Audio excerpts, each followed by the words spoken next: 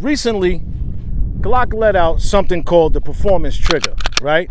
And in their performance trigger, they're saying that the trigger is much better than their actual stock trigger. But what I would like to do is get out here and shoot the regular trigger as opposed to the performance trigger. When I started out shooting Glocks, I wasn't the biggest fan of the Glock trigger.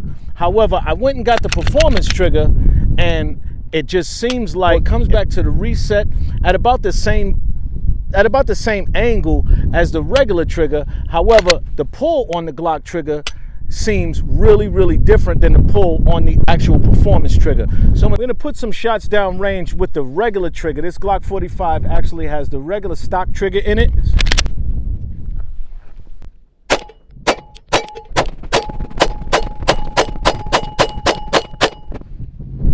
With the regular Glock trigger, I'm noticing that there's a toughness as I'm squeezing on this, but it's a little sharp on my finger and it's a little irritating. So this Glock 19 actually has the performance trigger in it, right? And squeeze out to the break, I like it.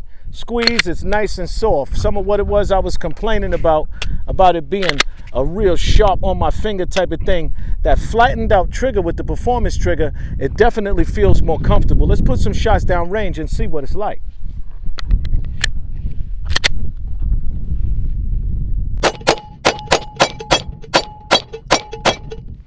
Oh yes, indeed.